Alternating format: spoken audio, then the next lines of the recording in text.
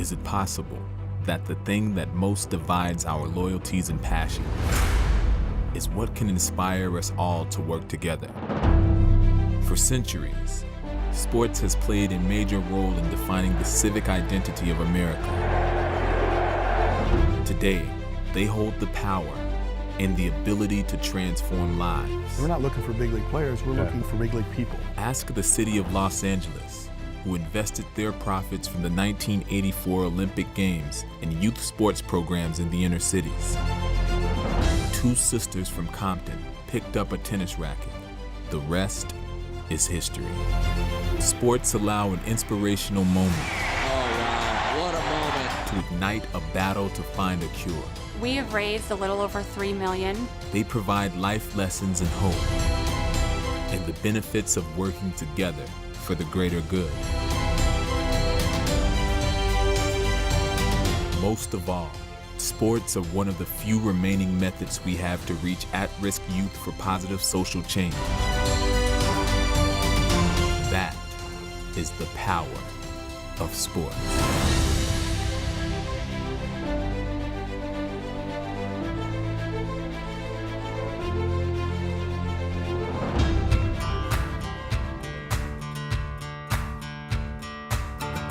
Welcome to the Power of Sports. This month we're in Nashville, where the place known as Music City has had a complete sports renaissance over the last 2 decades.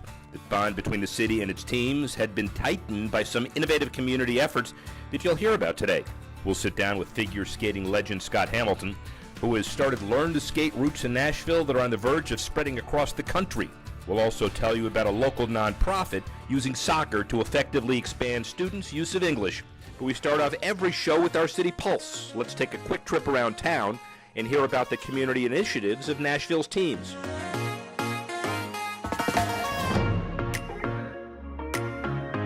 Matt Harden, the Tennessee Hockey Development Program that everybody has hatched. The idea of using your power, your branding, your marketing to develop more ice sheets all across Tennessee. Talk about that a bit. We've got about a 15-year plan to where we want to go from 4 sheets of ice to 18 sheets of ice in Tennessee, and it's Tennessee Rink Development Plan.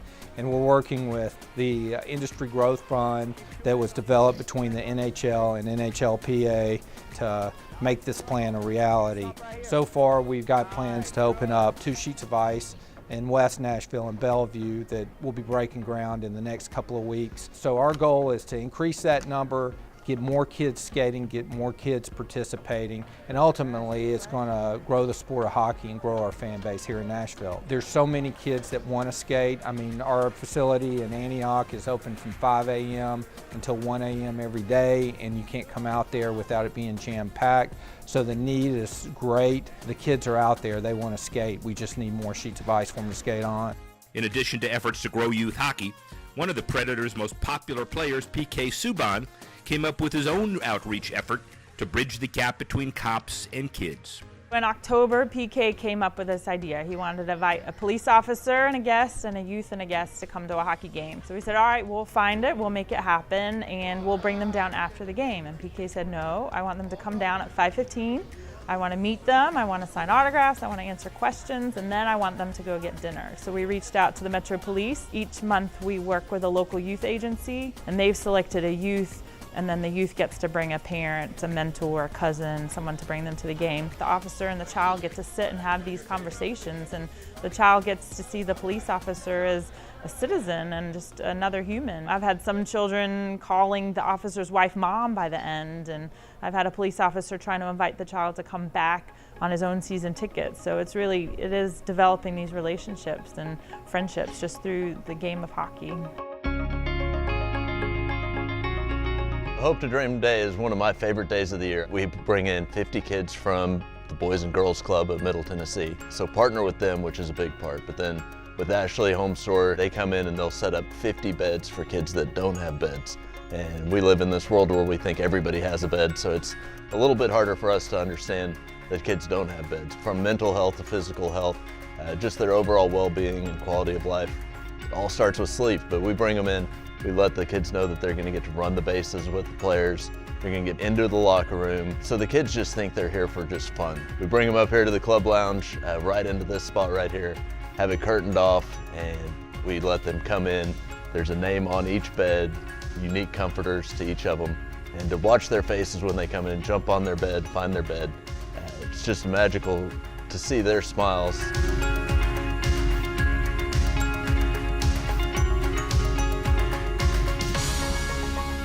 When we come back on Power of Sports, we'll sit down with one of the most popular and philanthropic athletes in American sports, Scott Hamilton, up next.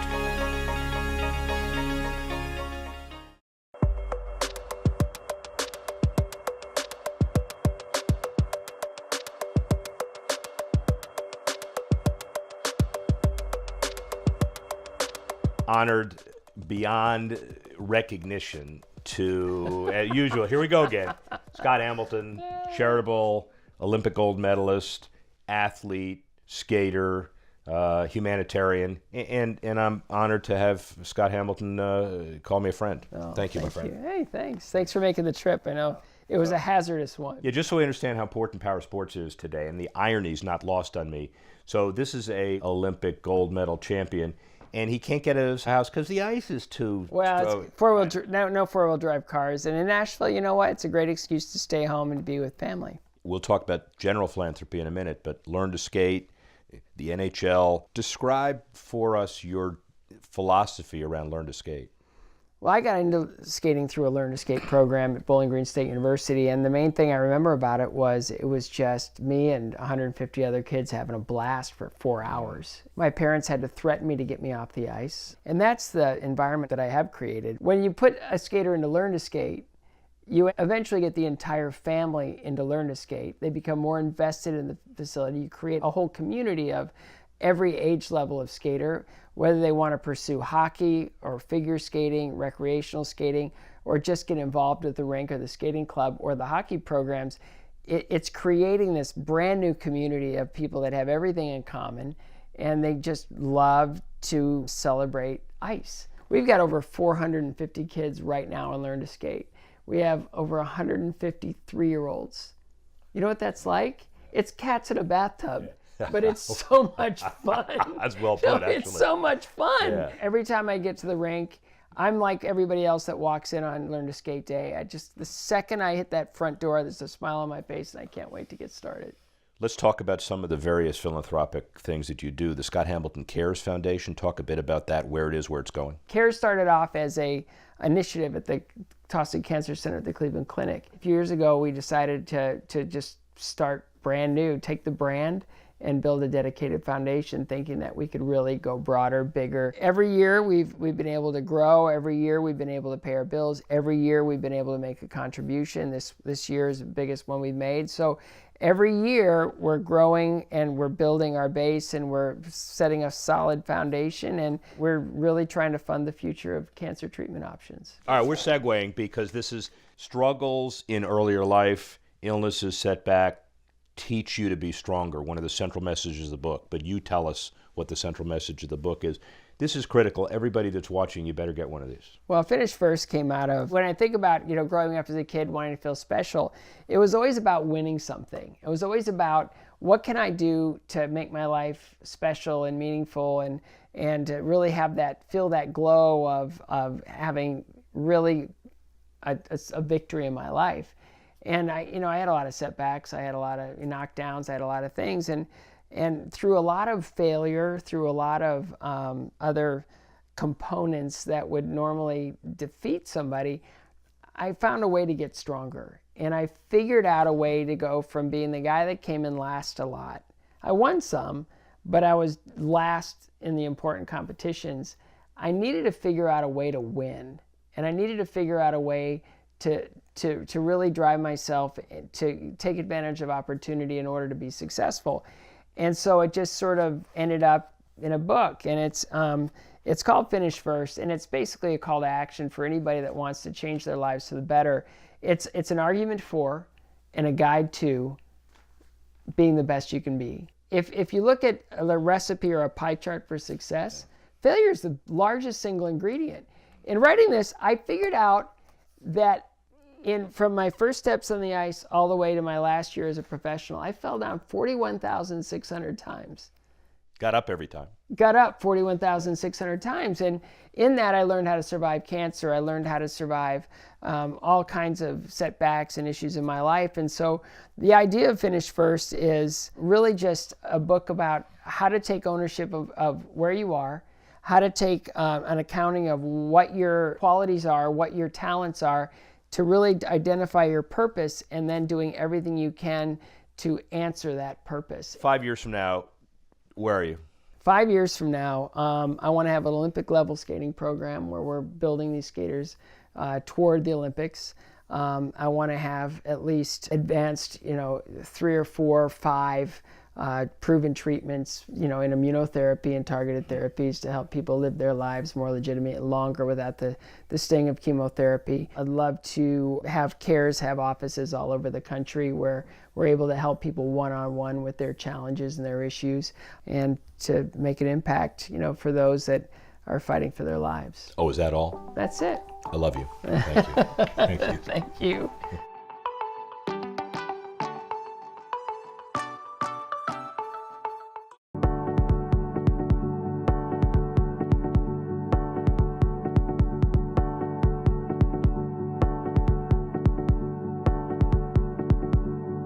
Behind me, center ice at Bridgestone Arena, where the Nashville Predators play. But let's shift to soccer. Soccer is described as the only sport in the world that's a universal language that crosses all borders. Here in Nashville, Let's Play has taken that description to an entirely different level and has the potential to profoundly affect kids all across the region. Let's Play started out of really me realizing that I couldn't learn a language in a classroom. After I graduated, I moved to Chile. I had a certificate in teaching English as a second language. Had been in Chile before and played soccer and been thinking, gosh, why don't we use this as our classroom? I had a whole group of volunteers. We went into a school. We also did some after-school programming and learned a lot. Believe it or not, 1 in 6 Nashvillians is foreign born. About a quarter of students come from households that are non-native English speaking. Folks from all across the United States, all across the world who are here in Nashville kind of found a calling at that intersection between sport and helping to make an authentic impact on the lives of immigrant and refugee children here in the area. In my mind, it can really change the trajectory of their lives here in Nashville. What I love about soccer is that it's in some ways the universal language. So it doesn't matter what country our students are from. They may play a slightly different style of soccer, but they all play and love soccer. Run to defense. We have high school volunteers from the University School of Nashville that come in and run these workshops with them every single week. And it's the highlight of the week. Do your chores or do you make your chores? That's it. Do your chores. I was actually working with another club at my school where we taught students English, but through worksheets. And I found the most common obstacle was boredom. After about 15 minutes, they would just get bored. But they were always talking about soccer. Can everyone say that? Make a pizza! I heard about Let's Play, and I knew based on that previous experience, it would be a success. We really believe that this has tremendous impact on the students. More confidence in the language that you're using can mean huge things for them as they go into high school, as they go and get a job. There was a little girl, we probably got her to say 3 words. She was behind her best friend, just in her shadow the whole time. And as the weeks went on, she started to, move out of her friend's shadow. And by the end of the semester, she was actually leading some group activities. She ended up being the most improved from the first semester. You make a pizza, and then he has to say it 3 times. The language, particularly in English language here in the United States, it's a necessary tool to drive personal and business growth throughout your life. Soccer's all about constant communication, and it's perfect for trying to teach children how to speak English, how to grow, gain confidence. Communication's huge, so it's kind of the perfect sport to learn the language. Sports gives them this home, they have this team that they belong to, and that's something that we're really excited to create for them and build for them. Let's Play measures the results of their work. During a recent summer camp, some students attained a 30% increase in English language skills after just a few weeks of attending. We'll catch up with Fields and Futures in Oklahoma City right after this.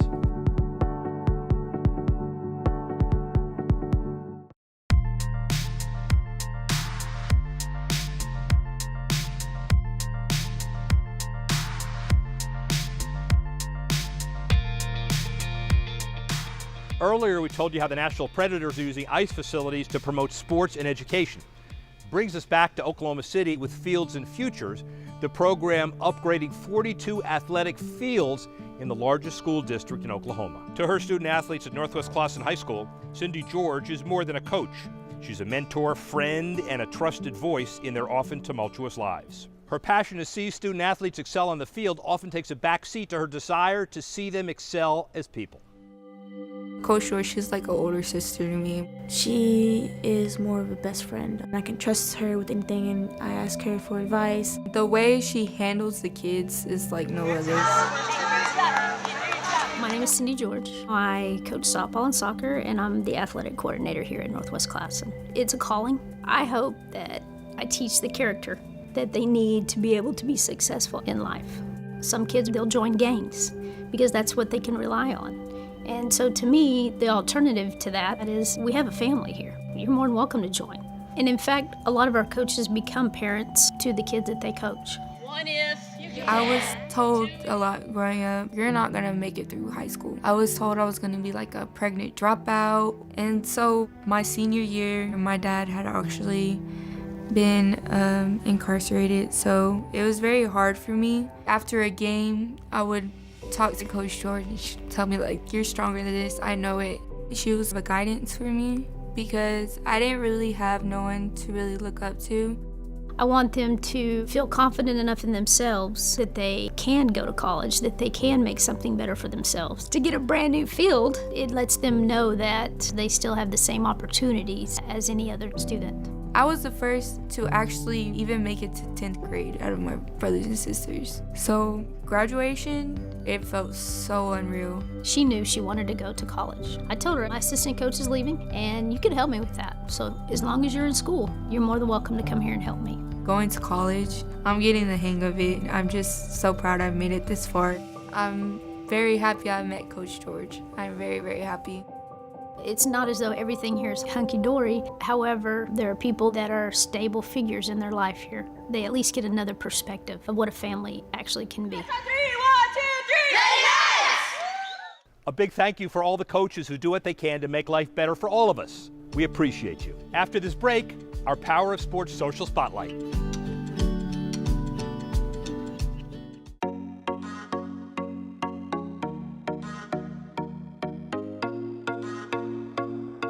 Welcome back to Power of Sports. I'm Dwayne Taylor here for your Power of Sports Social Spotlight for this month. If you want a great Twitter follow over the next few years, Tony Harris is it. The safety from East Los Angeles Community College is not only just the second female to receive a college football scholarship offer, but also the first one that is not a kicker. Bethany College, an NAIA school in Lindbergh, Kansas, provided the initial offer, but Tony expects other schools to follow. The Detroit native has been playing football since the age of 6 and would like to play in LA for a full year before moving on. And her ultimate goal? To become the first female player in the NFL. Academic excellence has gone hand in hand with athletic excellence for NCAA Division I championship teams so far this year.